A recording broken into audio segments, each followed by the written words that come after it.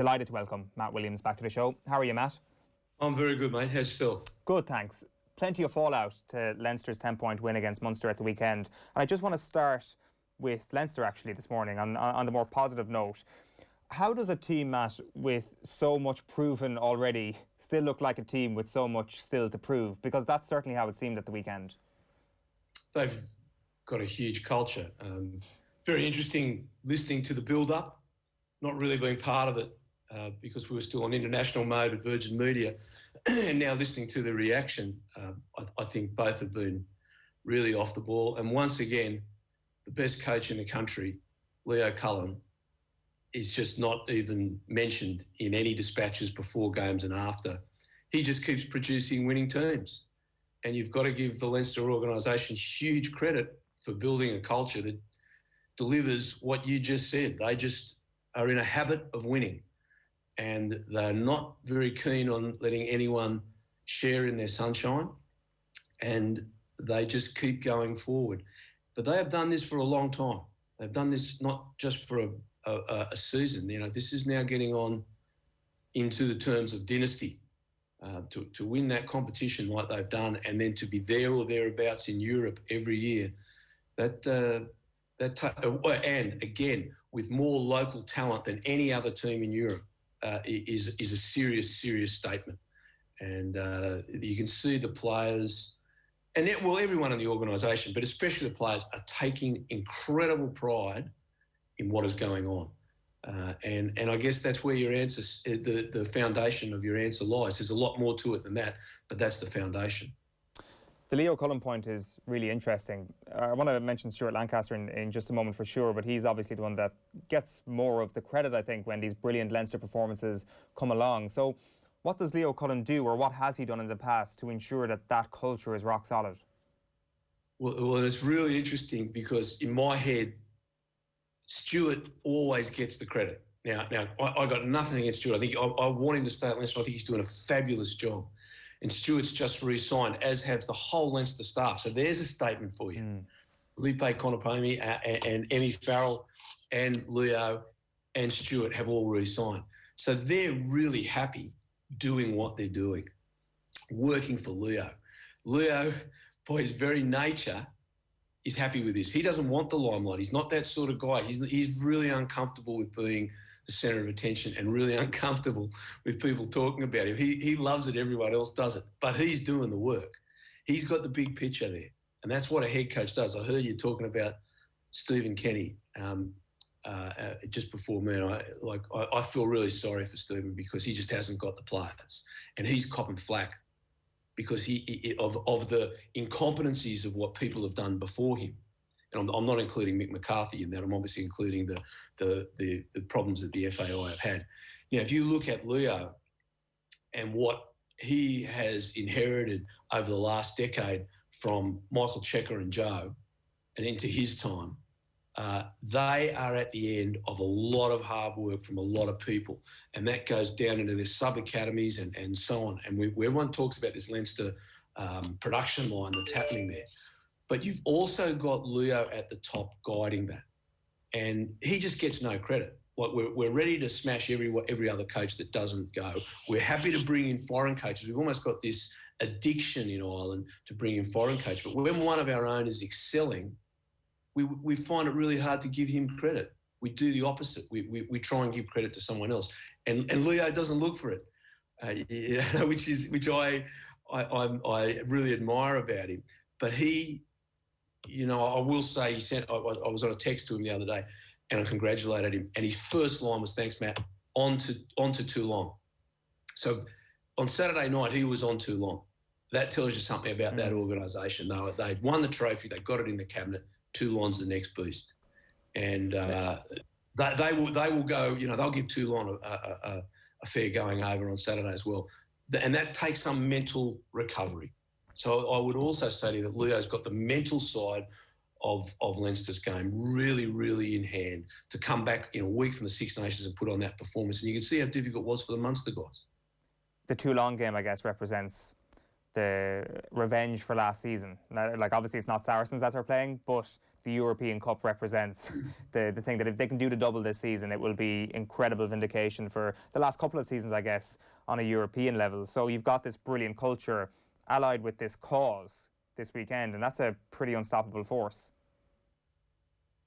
Well, it is, and we've our Irish people, the rugby people, are very hard judges. Unless you win Europe every year, you're not regarded as successful. I mean, just look what everyone's doing at Munster. You make a final and you make the semi-finals of Europe and you're regarded as failures. As I've said on this show a number of times, any other club in Europe would look at that season as a successful season, but not in Ireland, because our fascination is with the Heineken Cup, and that has been there for 23, 24 years since Munster started at the turn of the century at their run at it.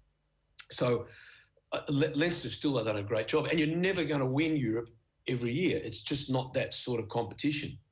But to be there or thereabouts and win it when the stars align, that's the opportunity. Now, in some ways, this is going to be easier for Leinster this year because they've got this one out of the way. In other words, they've got the Pro 14 out of the way. The last few years, they've been dealing with semi-finals and finals of Pro 14 the week before they play the semis. And when you get to the semis, that's really tough, They've got a good draw for the quarters, but if you draw Saracens or you draw Exeter or you draw one of the French clubs when they're on one of their big years in a quarter-final, there's a strong chance you'll lose. So, I don't look at the last few years of Leinster failing because they've drawn Saracens. They got beaten by a great Saracen side 2 years in a row. Now, I thought they should have beaten them last year, but they didn't. But that's what happens in Europe. So I think Leinster are still at the peak of their powers, and I think they've got a very good opportunity for it on Saturday. And I think we should give them the credit that is due, which I don't think we're doing at the moment. We keep looking for other people's failure. Because, look, Munster, to me, I was listening to everyone in that build-up to that game, and the old Leinster guys and the guys I used to work with were texting each other going, I think Leinster are going to win this. And I'm not just saying it. We thought they'd win by 10. Literally, that was what everyone said. They said, am I missing something here? And it was really just hype and wishful thinking. Munster wanted to win it. We get that. But I saw nothing in their build-ups to say that Munster were going to win that. So now to come out and crucify Munster afterwards, I think is wrong. I think the praise they got beforehand was over the top, and now they're getting smashed. And I think that's over the top too. I just don't think it's fair on what's happened to Munster. I understand the Munster frustration, and I understand the desire for Munster to get trophies. But the reality is, when we look at it, you're talking about Stephen Kenny.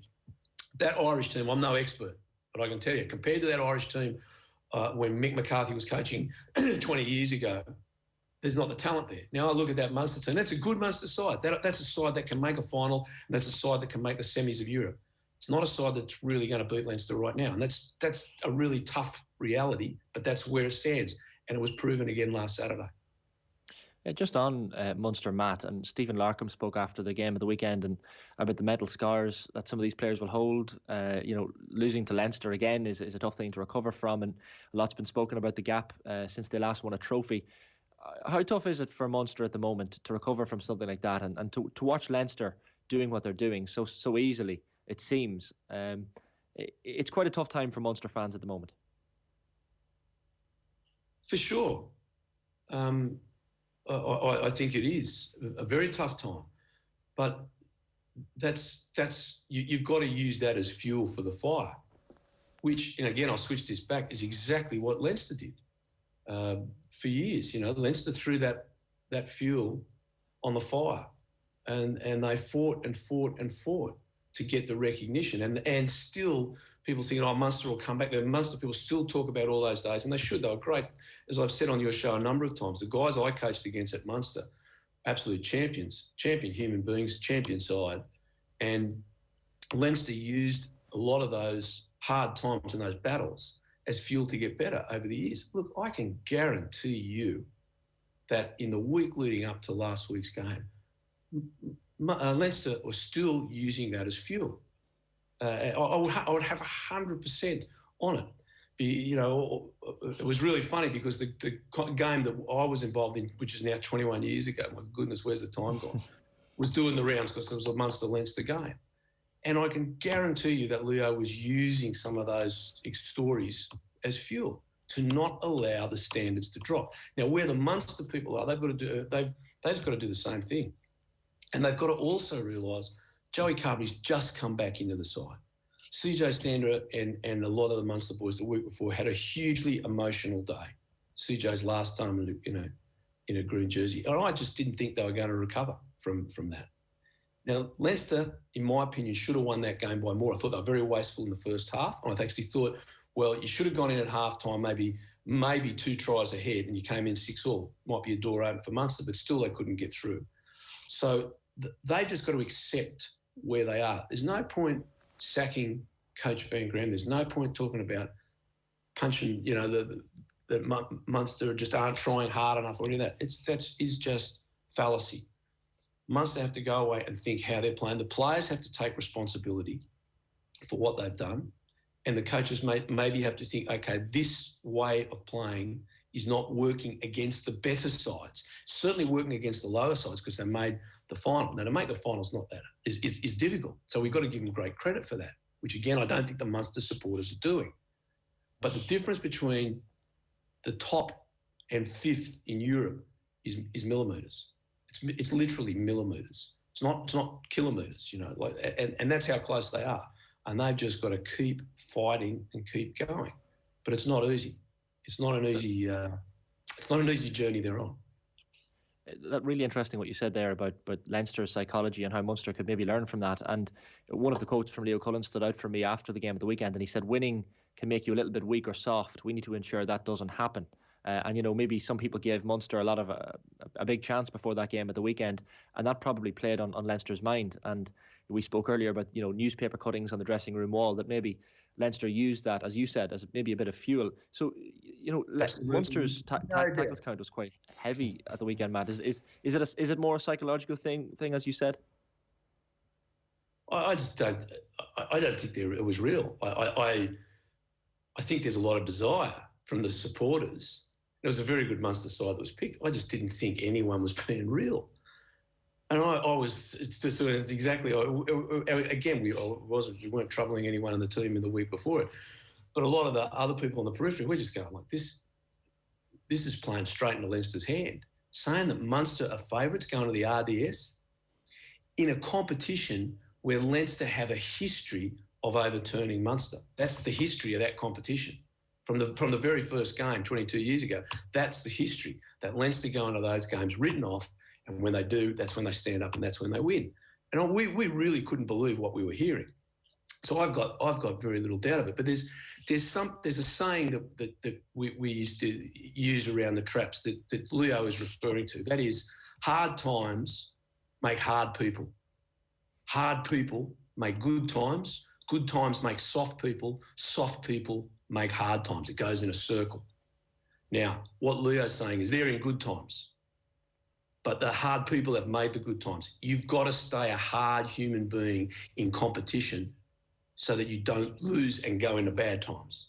Because the only way to get out of the bad times is to get hard people involved. And that's exactly where Munster are. And I'm not suggesting they're not tough people. They are. They made the finals. They deserve credit that they're not getting. They're making the semi-finals of Europe. They deserve credit for that. But that last few millimetres of performance, they've got to go not to a well, because it's not about courage and effort. That's where Munster people go all the time. That's wrong, right? Because you can't give any more than your best. It's like the national team. The Irish national team gave their best to all Six Nations, but their attack was poor until they played England. So this is not a courage issue or an effort issue. The coaches have to go away and really examine this, and it's going to be really quite minute. They're missing performances by very small margins, and it has to be looked at. What are these small margins that we can pick on? What are the 1%ers? If we can pick up 10 1%ers, that's 10%. What are those small areas that we're missing on? And that's going to be their difference. And it might be some more personnel. It might be tactics. And it may very well be a different mental approach than what the same mental approach that Munster have had 20 years ago when Paul O'Connell and Ronan O'Gara and all those greats were playing. They might need a different mental approach than what that team has, because I still think they're in that same mindset, which served those guys very well, but I don't think it's right for these guys. I think a lot of the pre-match confidence for Munster was that this was one of Munster's better teams in recent years, especially throughout this 10 years without a trophy. I guess in hindsight, and to be fair, this was in preview as well, that the front row of Leinster was much better than Munster, and once you get creamed in that department of the pitch, you never stand a chance of winning a game. But even 5 to 15, if you use those 10 players, Matt, you would have thought that those players were good enough to match Leinster's. Is that just pure naivety, or do you expect more from those players? Oh, look, I thought it was a very good Munster team as well, and I did look at it, and I actually, when I read it, I said, "Wow, that's a good side." I thought Leinster would be superior in a number of areas. I am a big fan of Joey Carbery. Let me put that straight out there, and I'm delighted he's back. The guy's shown so much courage and effort to fight his way back in. But he's been out for a really long time. He's only had a couple of games. There's no way Joey Carbery's anywhere near his best. It is not a criticism of the man. It is just an observation. I want Joey Carbery to go on and play really, really well, and I believe he will. But there is no way that we could expect Joey Carbery to come out there and be at the scintillating best that we know he can be, because he's been out of the game for so long. I thought Leinster had in certain areas on the pitch, certainly on the wings and fullback, I thought, with the exception of Keith Earls, thought Leinster would be on top. I think the Leinster back row was a better back row than a very good Munster back row. That doesn't mean Munster back row was bad. Coombs is an emerging talent that I have great faith in, but I think the Leinster outplayed them there. And, Dev Toner, again, never gets the credit that he deserves on his record-breaking game. There was no way he was putting in a bad shift. Vardy never puts in a bad shift. He's been one of the great buys for Leinster in their history as a foreign player. He's just been staggering in his consistency and his leadership with the club. So I thought, even though it was a very good Munster side, I thought it was a better Leinster side. As I said to you, I thought it was a 10-point better side. I ended up being right. At half-time, I didn't think I was going to be, but I thought that was a very, very good Leinster side, and they shaded Munster in a number of areas. And again, the Munster passion didn't allow for cooler heads to prevail. And I think that's been an error with Munster for the last 10 years, that the passion that they talked about, again, we go back to Paul's era, that was what everyone spoke about. But everyone forgets, they weren't just passionate players. They were highly skillful, world-class players in those Munster sides that dominated. These just weren't fired-up individuals. These were technically brilliant players right across the board in so many positions. And the players that weren't were high-quality players. And you've got to look at what is the technical brilliance in that team. And they're not bad players. Don't get me wrong. I'm not. We've got to get nuance here. It's not good when they're black or white. But technically, many of the Leinster players were slightly better because of the stage of the career they're in, because of the number of games they've played recently, the form. And I always felt that was going to play a role. And there's another thing, guys. It was at the RDS. Like going down to Limerick and playing at Thurman, that's hard. Like, when anyone tells you that's not hard, they're lying. It doesn't matter if there's no one there. It's hard. Toulouse are going to find that on Saturday. Toulouse have got their eyes open about it on Saturday. Equally, you come up to that RDS now, that is a fortress. Leinster do not lose at the RDS, usually. They've gone down. They lost a game, I know, against the Ospreys, but they put out a thirds team that day because they're preserving everyone for these games coming up. Leinster have made that joint really, really hard for opposition teams. And all that just put together, if Leinster had lost, I would have been very surprised. Just one last point then, Matt, and I know this is an unfair question, but Munster fans will be looking for short-term fixes. How can they contend better with Leinster next year? From what you're saying there, it seems that there are no short-term fixes here, that it is a better development plan that is required for that base level of player who is playing week in, week out in the Pro 14 to actually step up and actually hold on to the jersey when the test players come back from the Six Nations, to actually go out and I guess those sort of performances that we see from, I guess, Rhys Ruddock is a perfect example from Leinster at the weekend. Like, where is that player for Munster, and where is that consistency? That lack of reliance on the test player is something maybe that Munster need to find. It doesn't seem like it's something that they can go out and buy over the course of the off-season, or it doesn't seem like something that they can fix with a quick coaching tweak either. You summed it up perfectly, and I'll give you the example. Leinster play a style of game that never changes. So it doesn't matter if they're playing Zebra or they're playing La Rochelle or Exeter. Their style of game doesn't change. They might have to, because the conditions, they might emphasise one area or the other, but it doesn't change. And the lead up to the first set of points, classic example, Josh van der Vlier puts footwork on, gets halfway through the line and offloads to Keenan. Their offloading game and their ability to constantly make line breaks, as they did in the first half regularly, is the key. And if you look around world rugby, it's the key everywhere. It's what New Zealand are doing. It's what France are doing. Leinster are doing. Leinster are the leaders in Europe for a reason. And it's not an accident. They've been there for a long time. It's not an accident they won this competition 4 years in a row. Other teams are just starting to catch on. Toulouse is one that is a long way ahead of other teams. With rushing defence, there's a whole lot of people doing theories on how you get around it. The trick is to go through it. And Leinster have that. That is the basis, and it's been the basis of Leinster attack for before I got there. It's their history. But it's what they do when they get that ball that it rips attacks apart that makes them different. Now, with Munster can go out and play a style, and they can beat every team in Europe except maybe 5 or 4 teams. They've got to adapt their game to beat those top 4 and play that all the time. So it's no good going out, we're going to play some harem-scarum rugby, you know, and we're playing the Scarlets away and they've got a seconds team out and we're just going to do that. That's not going to work on a big day when you're away from home at a quarterfinal of Europe. You've got to be playing the sort of game, the technique in game, in a game that you'll play in the quarterfinal in that game. You just do it as a habit. And that's what Leinster have done for years and years and years since Leo was playing. And they've built on it. It's not the same game. They develop it, they grow it, they move it. It'll be a different game next year. Leo will be challenging the coaches and the players to grow and develop and to move it forward. And that's what keeps them at the top, the hunger to be there. And Munster have to go away and have a think about exactly that process. And you only had to look at the Irish national team. Now, it's hard to do international rugby and club rugby. What was the difference in that side, in the Irish side, against the England side, who were the favourites to win the tournament pre-tournament? They bent or broke the English defensive line, the rushing defensive line. They bent it or broke it. And that's the key to modern attack. People are thinking of going around it. It's not going to work. You've got to think about going through it. And Munster are not thinking enough about going through it, and most of the clubs in Europe aren't.